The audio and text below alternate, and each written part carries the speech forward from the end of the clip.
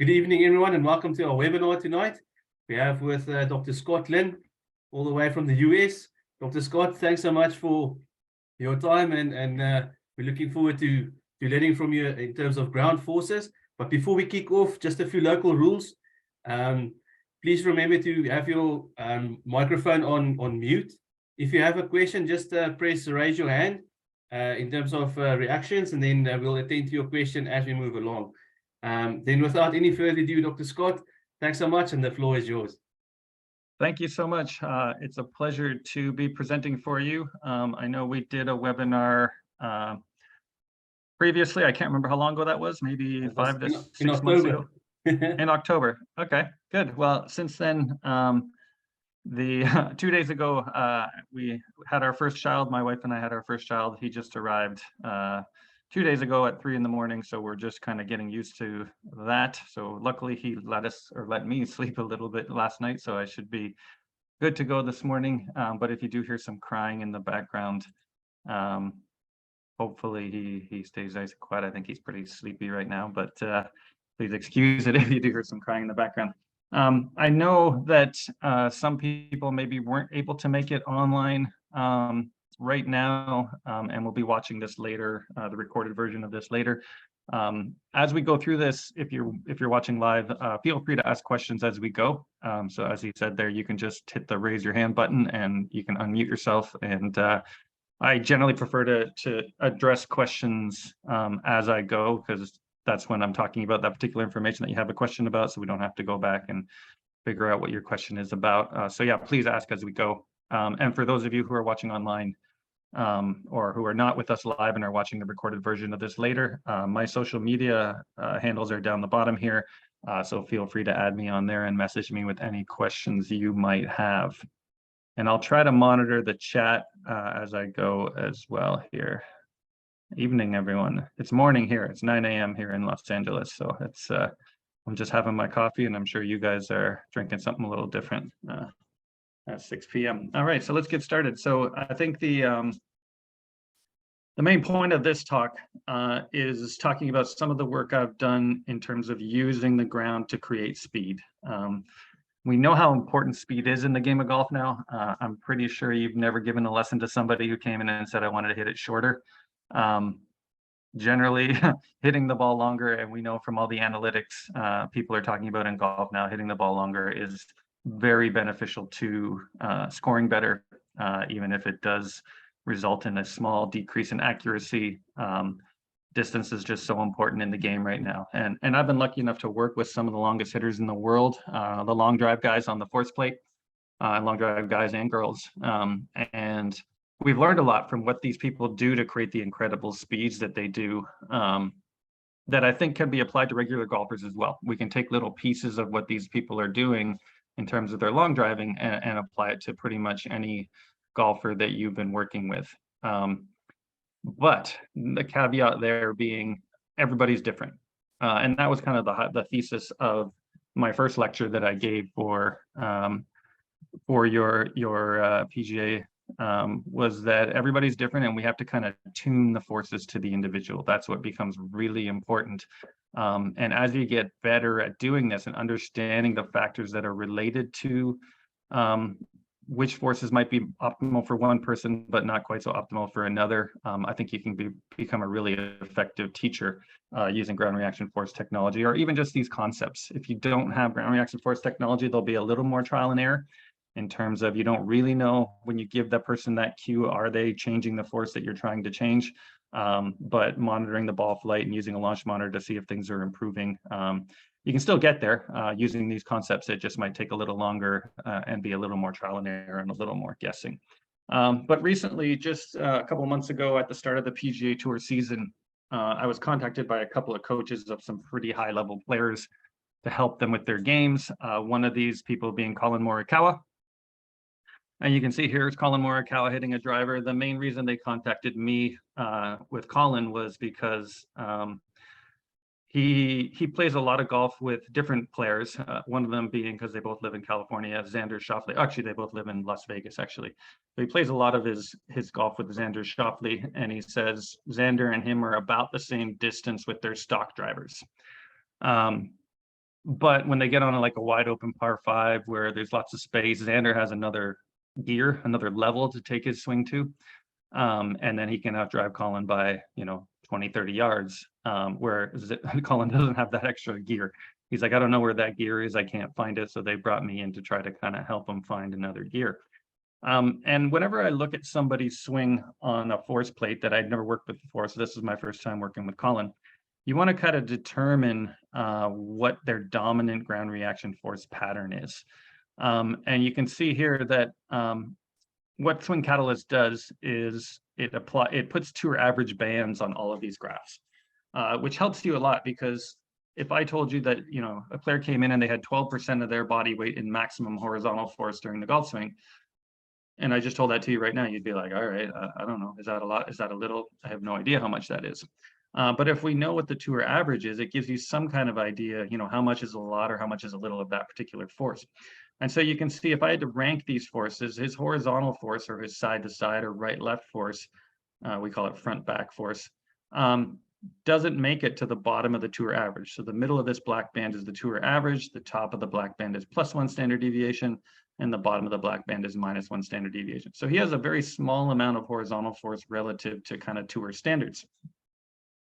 His torque, or his rotational force, gets right into the middle of the tour average. So he's got a pretty good amount of that. He's got up right around the average of the PGA Tour in terms of the amount of torque he's producing, which is really good. But what makes Collin Morikawa special is the amount of vertical force that he can produce. So you can see here, he's way above the PGA Tour average +1 standard deviation. And I think that's something we can talk about in future webinars, is how that relates to how accurate Collin Morikawa is. A lot of people talk about these vertical forces in terms of speed creation. So you'll see a lot of people looking at, what Justin Thomas's feet do in the downswing, or Lexi Thompson or Bubba Watson, how they literally jump off the ground. And I think that is important. You can use vertical forces to create speed. That is definitely an option for producing speed, but it's also an option for flattening out the low point down at the bottom of your swing. I went to a session at the PGA show at the end of January, the US PGA show in Orlando, Florida. And they talked about, there were a couple engineers from Ping that talked about the vertical pull on the handle and how that creates a bigger 3D flat spot along the bottom. And you can see here that Collin Morikawa has 218% vertical force with his driver, but he also hit some wedges for me, and the vertical force was almost, I think it was actually higher. I think it was 220 or so % with his wedges. And one thing we know about Collin is he's one of the best out of the fairway in terms of proximity to the hole. For the past 4 or 5 years on tour, he's been 1, 2, or 3, I believe, in that particular stat, which is what makes him so good. The only problem with that is he really struggles out of the rough. So obviously, if I create a ton of vertical force and I flatten out my 3D flat spot down the bottom, that's going to make it very consistent. But if there's some grass behind the ball and I have a big flat spot along here, that might make it difficult to make solid contact. So it's really interesting working with players like this, because I don't want to take away what makes him great, right? So if I give him a particular drill to do and it makes his vertical force come down, that's going to take away from what he does so well already. And even if it does add a couple miles an hour of speed, if it takes away some of his accuracy with his wedges and his iron, that might take away what makes Collin Morikawa so good. So with really good players, it's kind of a balancing act. It's difficult to make those. And we didn't really find too much speed with Collin. I think we're going to try to meet up at his home course in Vegas in a couple of weeks here, maybe months, sometime during the summer, and try to determine if we can get a little bit more speed. And I'll talk a little bit about some of the things we tried with him. And it was actually very useful, some of the things we tried with him, because they didn't work at all, but then that made him realize, okay, we don't need to go down that path anymore. That is not for me. And it actually, we got him on cue hitting the shot that he doesn't like to hit. He loves to hit a cut, and we had him hit a couple of start right overdraws based on some things we're doing. And I was like, well, that's great. Now you know why that start right overdraw happens. And then you can fix it if it ever comes up on the course, because you just do the opposite basically of what we were just trying to do there. So it was a really interesting session I had with Collin. And then I also got to work with Tony Finau. This was right before the event in Phoenix, the Waste Management Phoenix Open. Tony was having some issues with his right foot slipping in his downswing. So I don't know how many people pay attention or pay close attention to the US PGA Tour. But Tony was near the lead in the event in San Diego. So that's the one at Torrey Pines.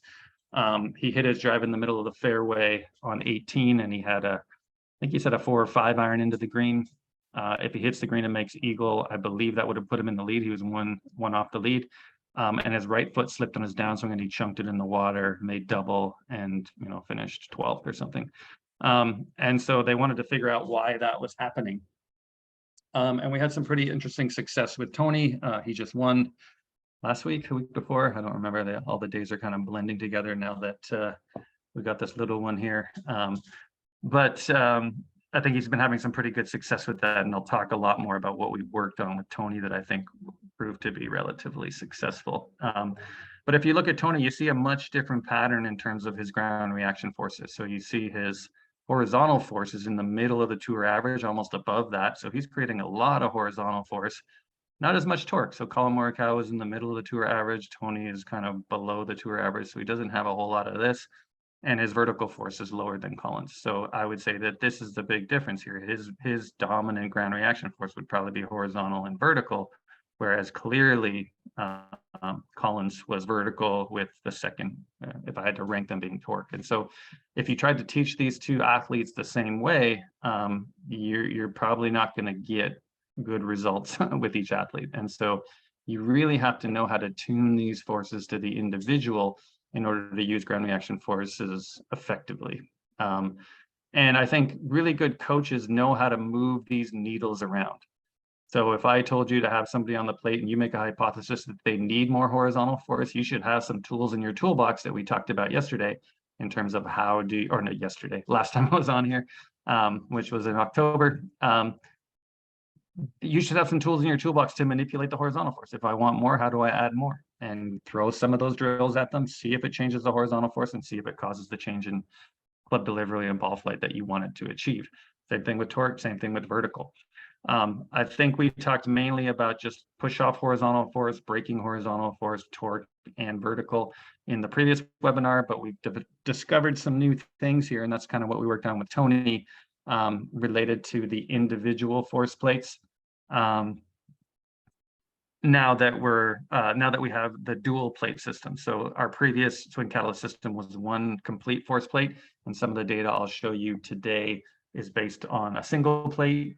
But we also now have a dual plate system, and we're learning a lot of new things now with this dual plate system that can really help us help golfers improve much more. And that's something we worked on with Tony, and we'll get to that in a second.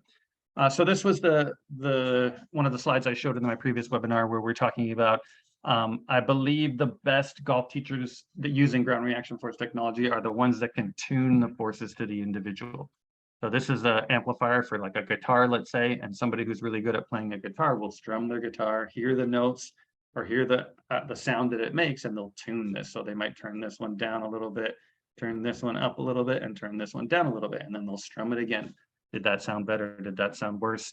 And they tune them accordingly. If you are terrible at tuning a guitar, it might take you a long time, right? You might go the wrong direction with each of these knobs and it sounds way worse. And you're like, okay, well, now let me go back. And it might take you a long time. But when people get really good at tuning a guitar, it doesn't take them very long. They go, and they go, perfect, perfect. Okay, off we go.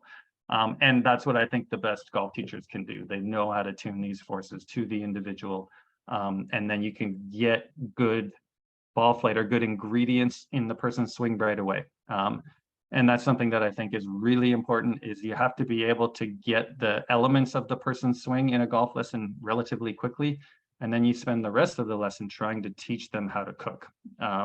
So, the things you think about or the mechanical elements of your golf swing are your ingredients, but being able to put that together into a form that actually works out on the golf course. And, when the ball's above your feet or below your feet or to the right to left wind or whatever it is, or you're in heavy rough, that's the cooking part. And so being able to practice appropriately and implement these mechanical things in your swing on the course so that you don't have to think about, how to push into the ground. It just happens automatically.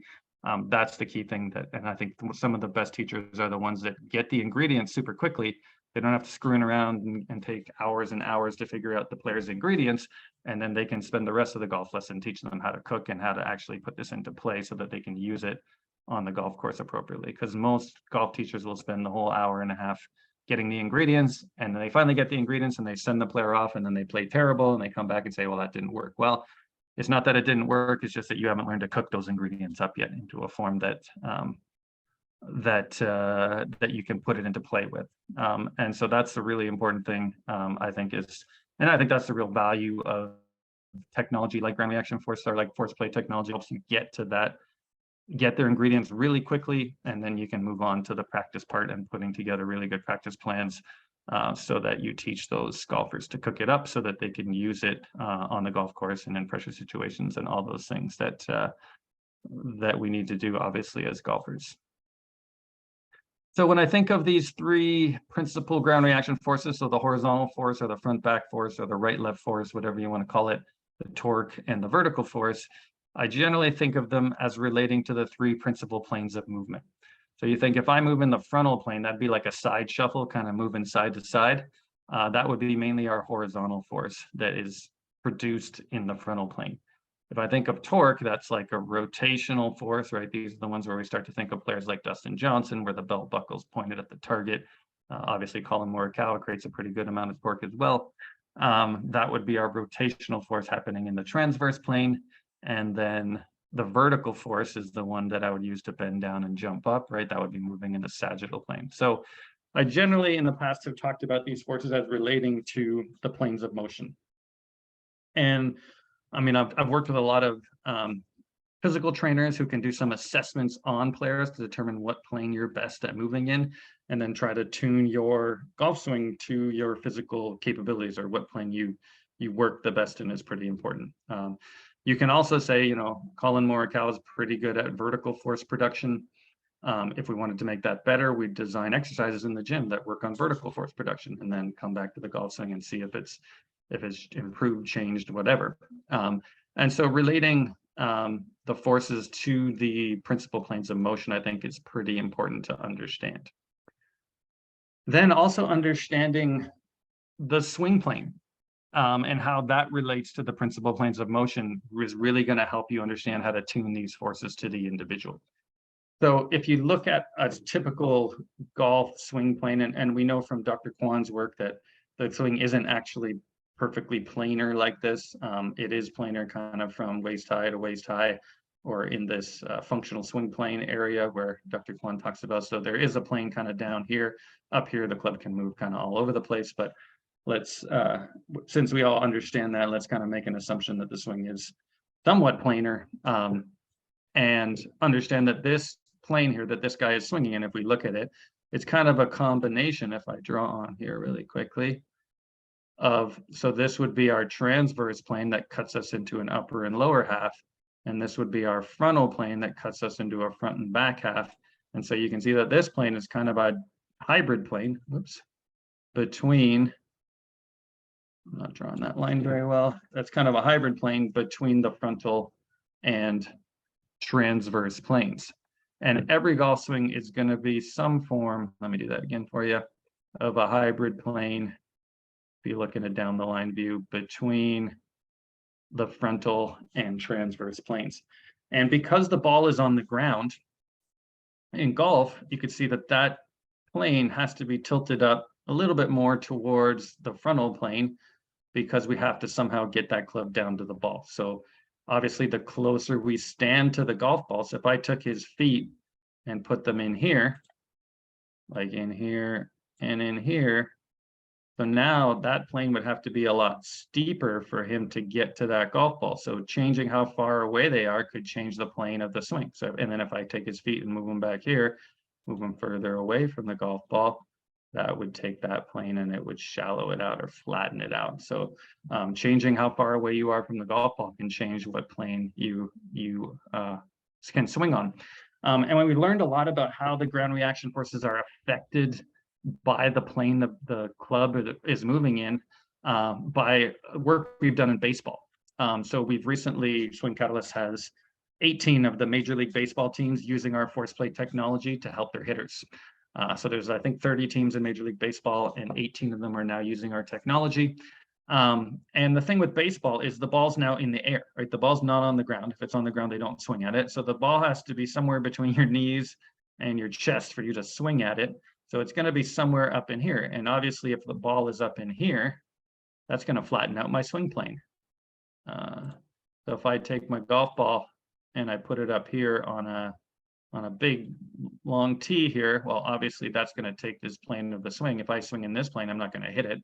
And so I am going to have to swing in a much different plane to get to this ball up here.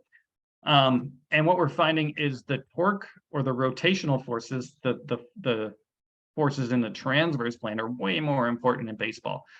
You see massive torque values in baseball. And you actually need to see some really good rotational decelerations in baseball players to create speed, where a lot of the decelerations we've talked about and we will talk about today are in the frontal plane in golf. But there is some rotational decelerations happening because we know that it's kind of a combination of a frontal and transverse plane motion. Interesting, one of the teams, all the major league teams now have research directors. So they have scientists that are working to try to come up with some data that could help their team. And one team that's had the plates forever have found that players that produce horizontal forces better, which are the forces acting in the frontal plane, are generally better at balls lower down in the zone. So if I have a player who hits really well when the ball is kind of lower down in the zone, that player needs to be better at producing horizontal forces or side-to-side forces. Whereas players who have the ball higher up in the zone or are better at hitting those higher up in the zone are much better at producing torque forces. So now a lot of the teams are actually using ground reaction force technology to figure out who played that particular day. So if we have a pitcher that's kind of a rise ball pitcher, right, the ball comes in and tends to rise up as he hits it, you want a good torque player to play that day because that's going to give him a better chance to be successful versus that pitcher. And if you have somebody who throws a lot of sinking, breaking balls down in the zone, you want your frontal plane player to be playing that day because he's going to have a better chance. So some really interesting things we've found based on swing plane and ground reaction forces that we've learned from the work we've done in baseball. But we also have to realize is the forces that happen in each plane are not just, so in the transverse plane, it's not just the rotational, or it is the rotational forces of the torque that happens in that, but the two principal ground reaction forces that happen in this plane are the medial lateral force or the front back force, and then the anterior posterior or the toe heel force. So the toe heel force and the medial lateral force happen in the transverse plane. So these are the ones, if we're a really rotational or a torque player, these are the two forces we can work on. And then in the frontal plane, the main two forces are going to be that vertical force and that medial lateral force. And so this is a really Tony Finau type swing, right? Tony Finau gets his hands up really high. And so he has a lot of horizontal forces and vertical forces because he's got a very kind of frontal plane dominant swing. And so Dr. Kwan and his group here, I think Chris Como was part of the group that published this paper, talked about two basic ways to add angular momentum to the system when we're hitting a golf ball. A one plane swing, it's hard to say because it really depends on what plane that club is moving in. Because I could have a single plane swing that's steeper and I could have a single plane swing that's flatter. So yeah, it's hard to say. You'd have to look at the individual. And I don't really think, based on the science, that idea of a one plane swing really doesn't exist. You do have, your swing is planar kind of from, waist high to waist high in that functional swing plane zone that Dr. Kwan talks about. But I don't think, but I think the more important thing is not to look at how many planes the person is swinging in or that one plane, two plane kind of thing. The more important thing is to look at what the net kind of plane is from where the club starts at the top of their backswing to where it hits the ball. Because that net plane is going to help us determine what forces are most optimal, I think. And so there's really two ways to give angular momentum to the system. We can do it in the frontal plane. So you can see the frontal plane is a combination of a medial lateral force or a force acting in this direction and a vertical force. So if I have a little bit of medial lateral force and a bit of vertical force and my center of mass is back here, that creates a moment arm that gives me kind of this cartwheeling frontal plane momentum to my swing.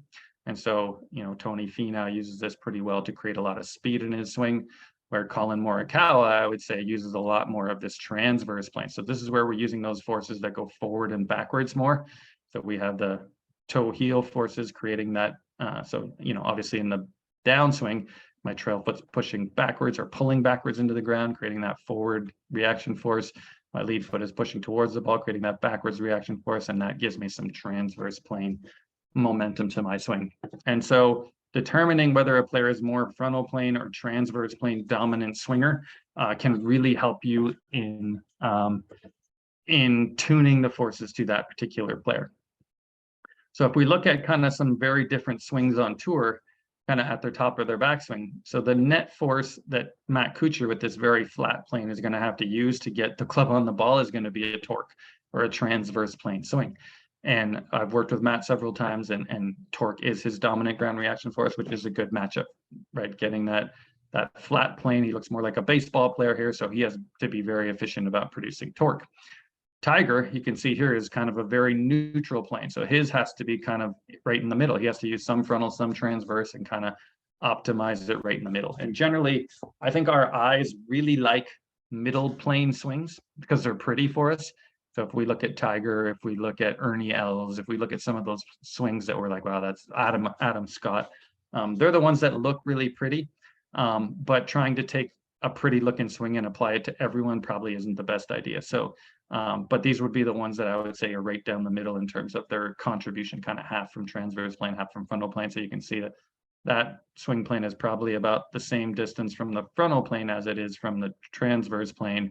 And so he's kind of right in the middle. Whereas if we take Jim Furyk with his hands way up here in that super steep plane, he's going to have some horizontal elements to his swing. He's going to have some lateral push to get some momentum of this club and get it onto the golf ball. So understanding the connection between swing planes and the appropriate matching ground reaction force is going to be really important to having you tune swings to the player. The next thing that I think is really important in creating speed is not actually in force production. Because I've seen a lot of shitty players with low speeds that can produce significant amounts of forces on the force plates. So they can get a lot of force going into the ground. But if you can't decelerate or stop yourself, then you can't transfer that energy out to the club. So that's where speed really comes from. It's not in creating big, massive forces, but it's in stopping your body or breaking your body to allow that club to kind of whip through. So here's an example of a little model here. It's this little stick man here made out of metal. And this machine is going to start him rotating. So obviously, the ground moves here. Obviously, with human beings, the ground doesn't move, but you push into the ground causes your body to move, but the ground's going to move here and it's going to rotate him around. And you'll watch the discus in this model's hand is going to be moving very slowly until the ground hits this stopper. It's going to hit this and it's going to decelerate the ground. And then you watch the chain reaction of the system, which really accelerates this discus at the end.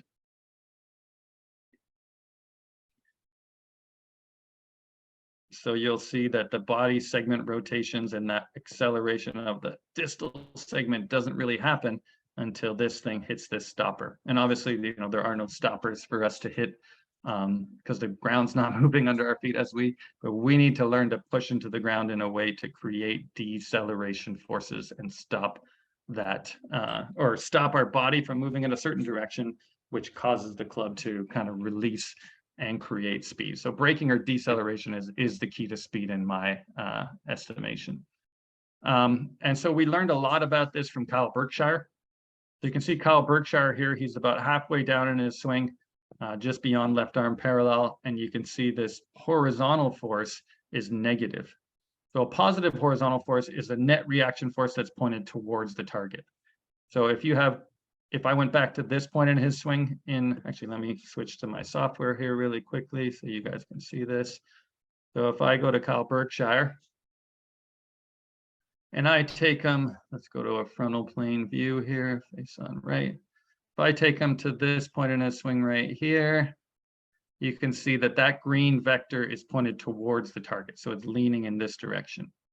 And so if let me get this out here.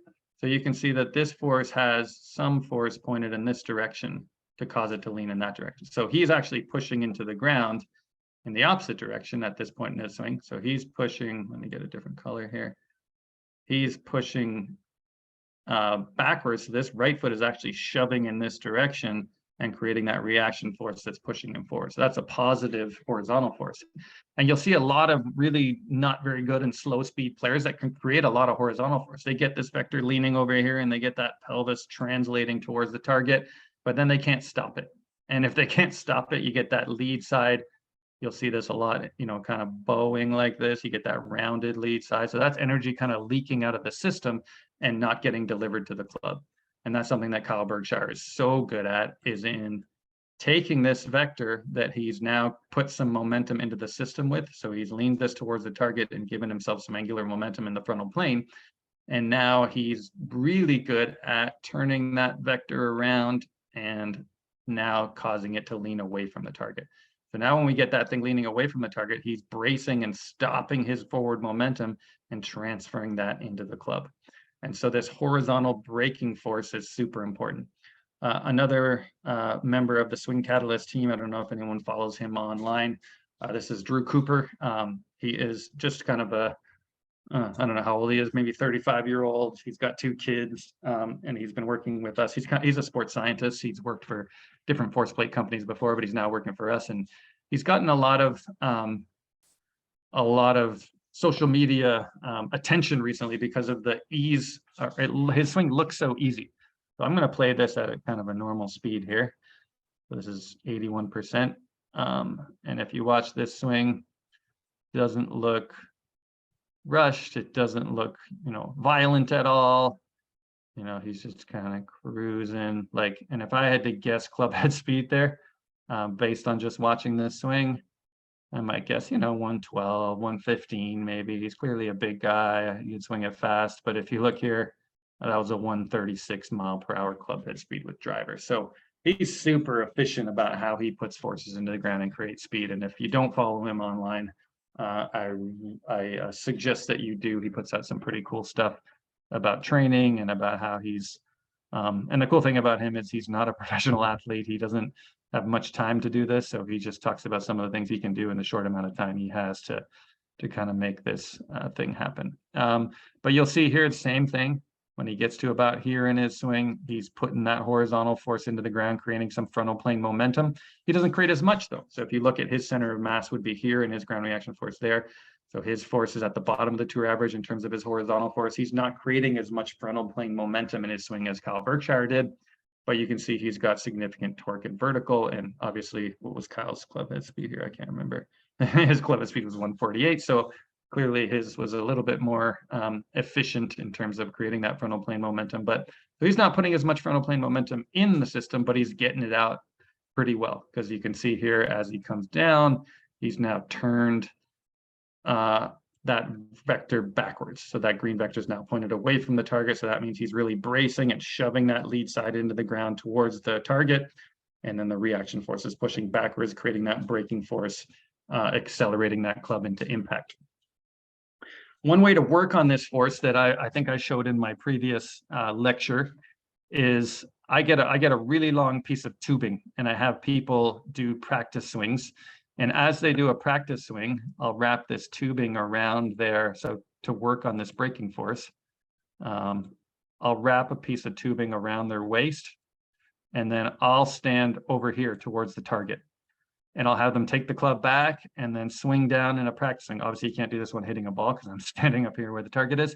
And as soon as they make that transition into their downswing, I'll take this band and I'll yank them towards the target.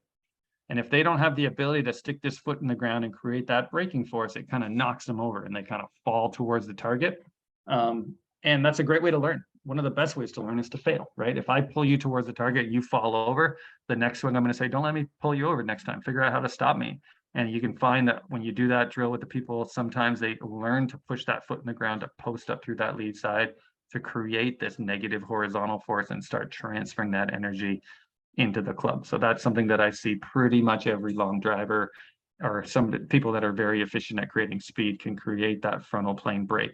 So whatever frontal plane force they put in, they got to break it to transfer that energy into the club and create that braking force. That becomes extremely important, in creating speed, especially in golf, obviously, because with that ball on the ground, frontal plane momentum in the swing is pretty important, although not for everyone. And so the higher the hands, or the if you look at the top of the backswing, the steeper that plane from where their club is to the golf ball, the more this frontal plane and force creating frontal plane momentum and then breaking it becomes important. So this would be super important for a player like Jim Furyk, maybe not quite so important for a player like Colin Morikawa or a player like Matt Kuchar. That would be something that I would not work on with Matt Kuchar. Or with we actually did try to put some more of this into the system with Colin Morikawa, and it did not go well. He had some really squirrely impacts and some bad swings, and actually adding some of this caused more of a hook pattern to his swing, or more of like a pull draw, which he hates. But that was good, because once we realized that adding this caused a pull draw, or the shot that he absolutely hates, then he knew why it happened, and hopefully then could prevent it on the golf course going forward. So this is that was the downswing deceleration in golf. What's also really important is the backswing deceleration in golf. So once that club starts moving away from the ball, we need to be able to stick that right foot in the ground and break that backswing momentum that we put in the ground, or else the club has momentum as it's swinging backwards, and it pulls us off the ball, and it can pull us in this direction. You'll see people that get way to the outside of their trail foot, and if I get way to the outside of my trail foot, it's going to be like that pressure's on the outside of the trail foot here. It's going to be hard to turn it around and get it going back in the direction we need it to. So if I don't have the backwards breaks or the deceleration of the backwards motion, I'm going to be in trouble as well. So Drew does this very efficiently. So you'll see, and we're going to talk about this in a second, what becomes really important with this backswing deceleration is what you do before the club even moves. So if we go back to Drew's swing here, you'll see that he creates a big negative horizontal force before the club's even moved. So the club hasn't moved away from the ball yet, and he's really pushing through that lead foot and sending that green vector acting back away from the target. So he's giving his body some momentum here before the club's moved, pushing him backwards away from the target before the club's moved. And then when the club starts to move backwards, what does he do? He shifts that thing back the other way. So you'll see he stomps that right foot in the ground here, and as soon as that club starts to move, he's now pushing back in the opposite direction to create a break. So now he's put the braking force in. I'm not using my words correctly there. He's breaking all of this force that he's put in. So he's created some backwards momentum here before the club's moved, and he's put that brakes on and stopped himself from moving backwards. So as soon as the club's here, basically his backswing is now over. And now the rest of this is all creating that frontal plane momentum in the downswing. Kyle Berkshire also really good at this. And the way that he gets really good at this is by, let me get rid of this here, is by that stomping move that he does. So you'll see he stomps back and forth, stomp. And as soon as that right foot hits the ground, watch this, right foot stomps on the ground there, and now the club starts to move. And the club moves away, and now boom, he's put the braking forces on here. So he's created a lot of angular or frontal plane backwards momentum here, and he's put the brakes on by stomping that right foot into the ground. And so the backswing is over, and now we're into our downswing, and that force leans towards the target the whole way.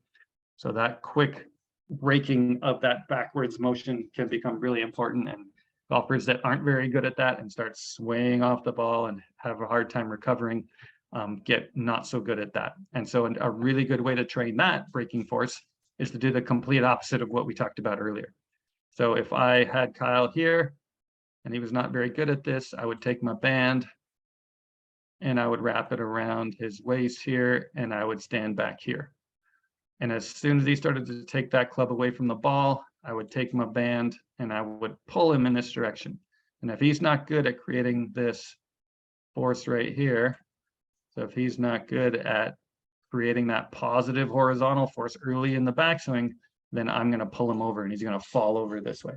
And I'll say, okay, on the next one, don't let me pull you over. And he would then again try to take the club away and learn how to stick that right foot in the ground and decelerate this backwards motion in the frontal plane. And that can help with more efficient strikes. It can help with a whole bunch of things. If they aren't so good, if you have a really, a little less, I wouldn't say less athletic, but Some golfers just will never get this. And if that's the case, you just want to limit the amount of horizontal force you put in the system. So that would be like Colin Morikawa. We wanted to limit the amount of pressure shift or the amount of force he gets into his trail side, because he's not very good at stopping it and getting it going the other way. So he's not a very frontal plane swinger.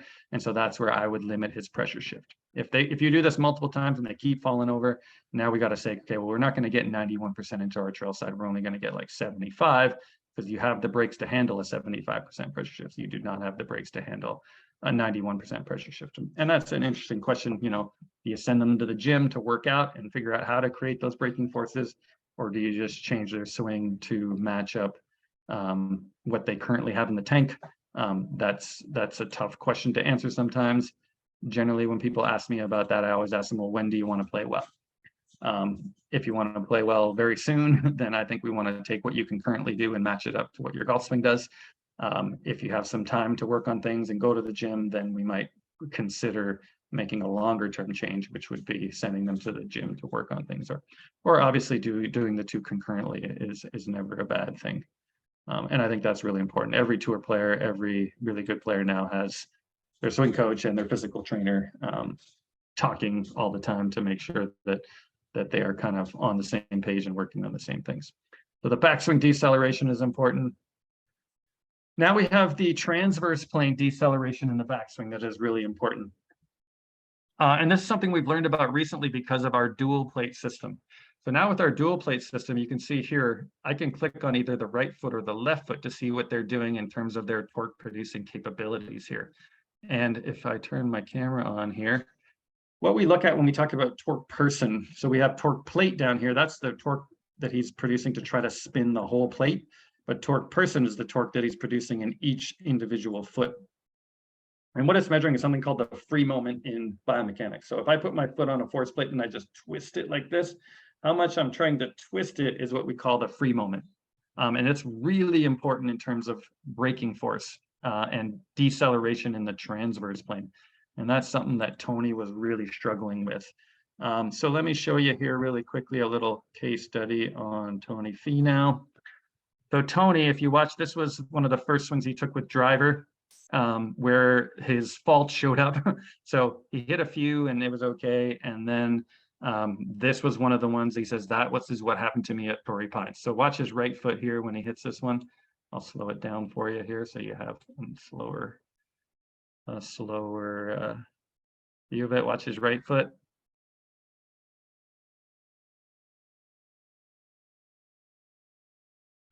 So you see that slip of the right foot. I'll slow it really down for you. So if we get here, he gets in transition, he starts to create that torque, and see how the toes are kind of lined up with the front of those words, the catalyst word there, and his foot slips backwards, and now he's in survival mode, trying to make contact. And that's what he said caused the fat shot at Torrey Pines, which cost him a heck of a lot of money, going from almost winning the tournament to finishing 12th or whatever it was. And if we look at his launch monitor characteristics here, carries 308. I mean, most of us would take that any day, but he hit it 35 yards offline with a big cut, not a very solid strike. And so that was something that once we saw that, I was like, okay, I think I know how to stop that. And so if we go back to the torque person on the right foot, you can see it's right about here that he starts to, it's kind of right in just before the top of the backswing and we have a really good view of this here because we had a camera right behind Tony's butt. There you go. So it's right here where Tony, as he takes the club away, is twisting his foot into the ground. And everybody does this to some extent. So his pelvis is turning backwards. So he's creating a twisting force that's trying to spin his foot in this direction. So you're trying to almost spin your foot into external rotation. But if we do this correctly, the foot doesn't move and all that energy goes to the ground and decelerates the pelvis. So if I twist my foot into the ground actively, then the reaction force is twisting in the opposite direction, right? So that's the one that's going to slow down my pelvis as it turns backwards and gets it going in the downswing direction. So being able to stick that foot in the ground on the backswing and twist it into external rotation, if the foot doesn't move, we've created a pretty efficient rotational braking force. And so if I Then look at this some more. You'll see that, watch this right foot as he gets into his downswing, because he didn't twist it into the ground that effectively. That foot slips on him right there, and we get a weird strike, and he's kind of in survival mode. Hits it kind of 35 yards offline, is not gonna cut it in a lot of places that PGA Tour players play. So we gave him that cue to teach him to just kind of, I told him basically, I want you to try to twist that foot in the ground as much as possible. So I told him, try to take this catalyst mat right here and twist it in this direction. So pretend you're trying to take this mat and twist it like that. So try to twist your foot out. So you're trying to almost point your toe back here towards the launch monitor or towards the backwards camera. But obviously, because of the friction between your foot and the ground, that mat will not move. So after a few tries, he kind of got it down, and you'll see here. So his twisting force, or that torque person right foot, went from 28 force factor. So you can see that's just a unit of it. So his maximum twisting force was 28 units of twisting force right in here. And now once he tried to twist his foot into the ground better, he got 35 units of twisting force. So now if we look at his right foot in this swing, we've added some of that twisting force. And you'll see that foot stays glued to the ground much better, and he can get off of it. And obviously, so if you look at my little, my little tuning machine, I wanted to turn up his his transverse plane brakes on the backswing. So I gave him a cue to do it. The force plate showed me, yes, I actually accomplished my goal in terms of twisting the foot in the ground more. So it worked that I did turn that knob up. But then the next question is, did it actually sound better afterwards, right? So when you strum the guitar after you turn that knob up, this force plate told me, yeah, I did turn the knob up, but did it actually result in a better impact, which is what the launch monitor will tell you. And if we go to the launch monitor here, he seemed to be pretty happy with this. He now hits this ball 326 carry and now 34 feet offline. So a little tight cut, 326 carry. I'd give my right arm for a flight like that. But that tells me that, yes, that was an effective change in his swing. And it took him a little while to get it, to get it where he could. So that's his ingredient. And I think it took him a little while to get it to where he could actually cook with it. But he took it out to Mexico a couple of weeks ago, was able to cook with it, and was able to win. So a really effective change there, prevented his trail foot from slipping. I think a lot of the trail foot slipping had to do with his knee pain too, because he finds the slipping happens more later on in the round, and he actually had a really sore right knee from doing a bunch of Peloton training on the bike during the off season. So that was something that his trainer and his physical therapist started to work on as well. So it was the combination of getting rid of the pain in his right knee and getting some more mechanical things happening down there that could really help him increase his speed, have much more efficient strikes by getting better at decelerating in the transverse plane on the backswing. The last thing I think that we're going to talk about, I'm almost out of time here, I have about 12 more minutes, is putting energy into the ground before the club moves away.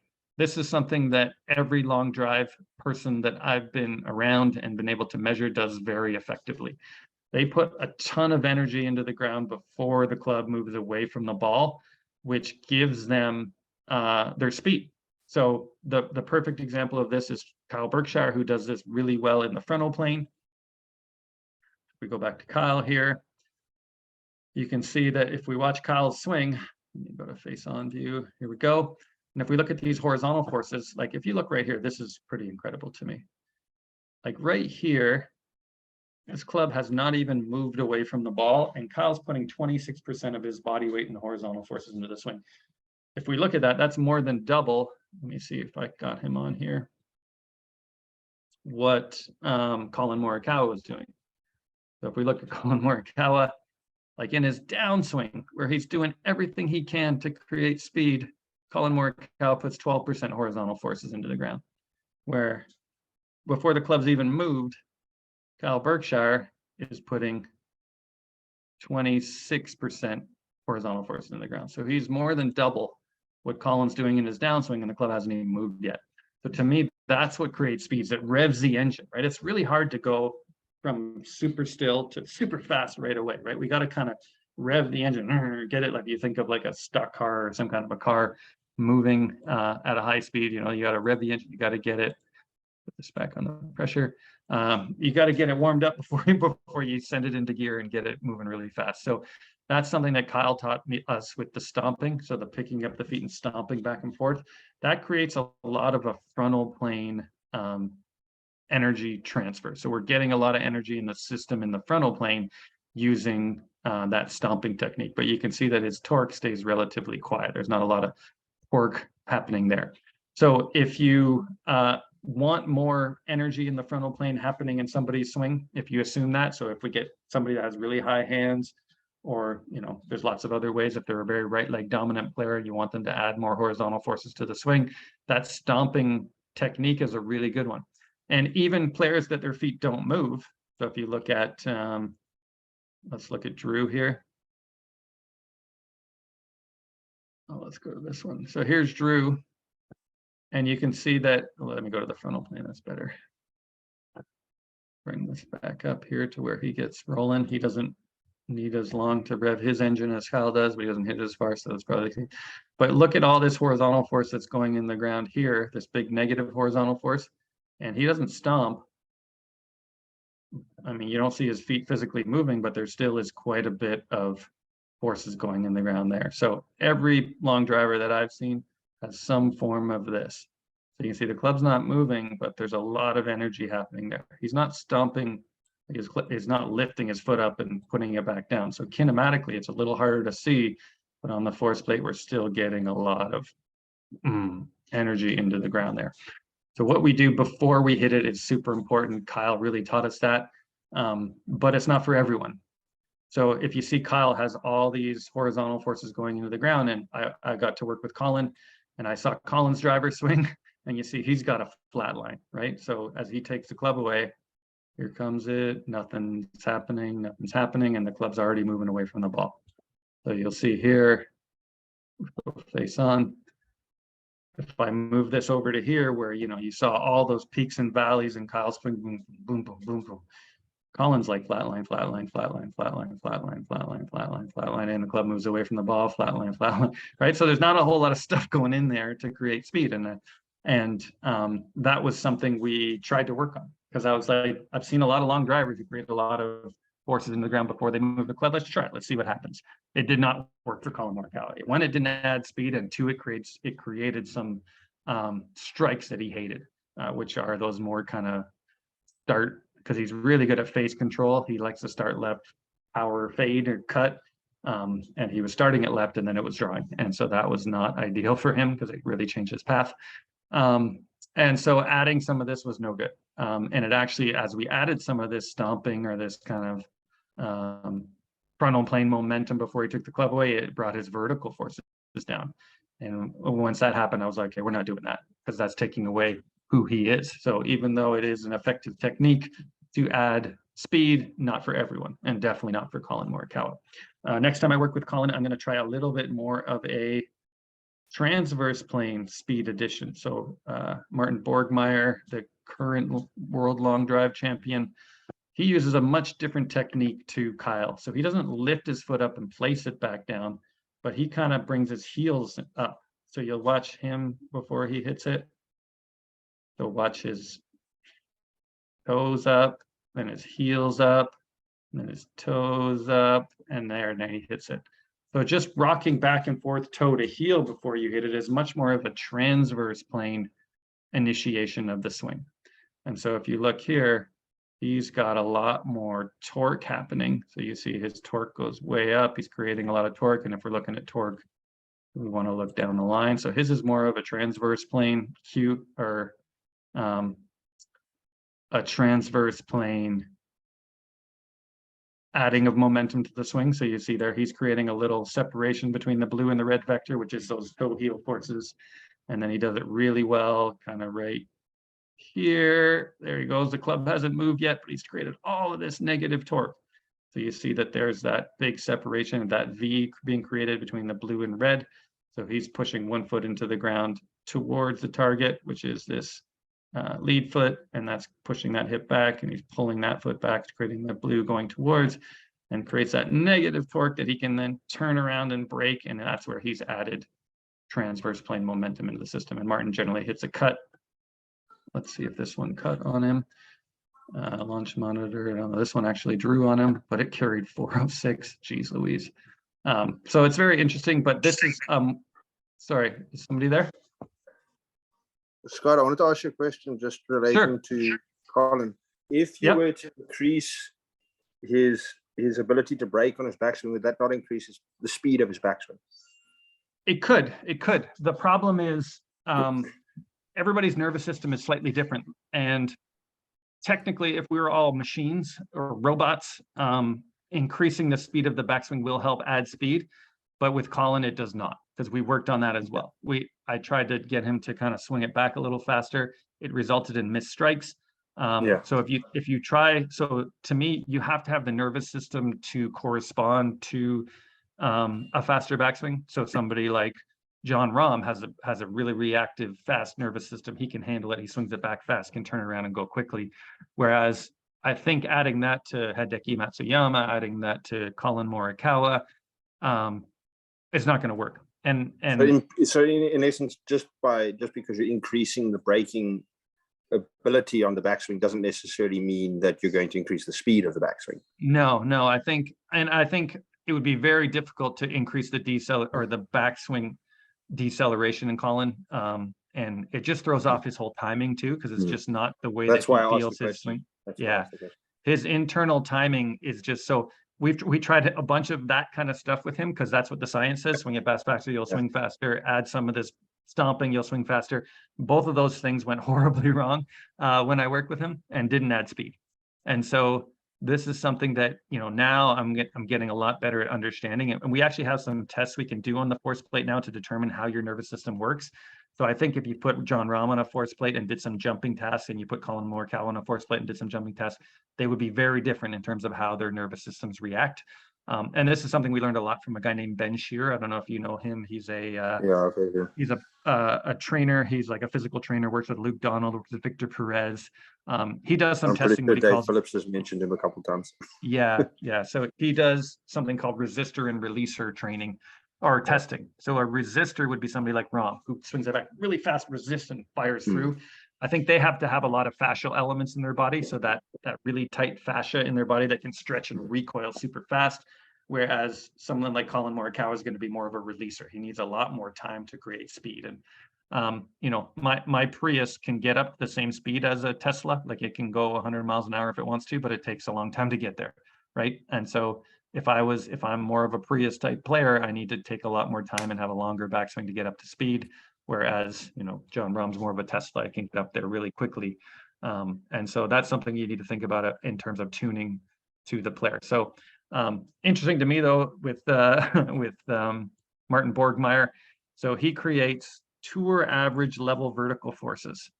So he's creating 170% of his body weight in vertical force here, which is a heck of a lot.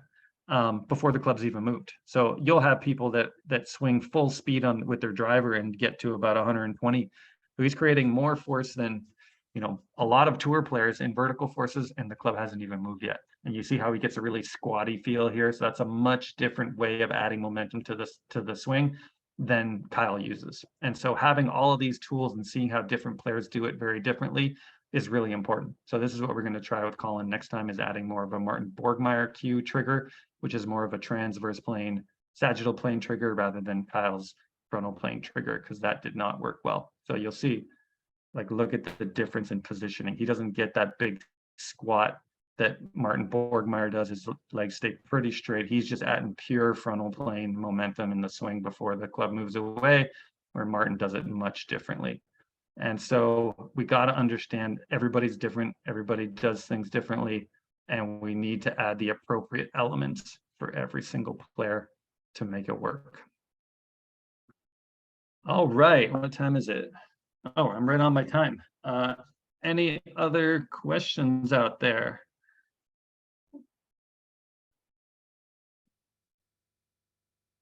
Where do I go here to see the chat? Is anybody? No problem. Anybody have any questions? I know you guys, it's late there, so I'm sure people want to get back to their families. If there are no questions, I will throw this back up here really quickly to take this down. So if you do not have any other questions, please note down my social media right here, Instagram, Twitter, and contact me on there. I know this might have been a lot for you to take in a very short period of time and in a late night session like this for you guys, or an afternoon session. But note this down, please message me if you have any questions, or as you start to implement this with some of your players, contact me and I can help you along with it. Awesome, Dr. Scott. Thanks so much for your time and your insight, sharing that with us today. We truly appreciate it. Then also, if there's no other questions, thanks to everyone that took some time out to come and watch. Dr. Scott, yes, once again, thanks so much. And I'm sure you'll receive some questions throughout the course of the day, and especially tomorrow. And yeah, thanks so much. And we look forward to having another session with you in the near future. Awesome. Look forward to it. Thank you so much, everyone. Thanks. Good night. Good Cheers, night. everyone.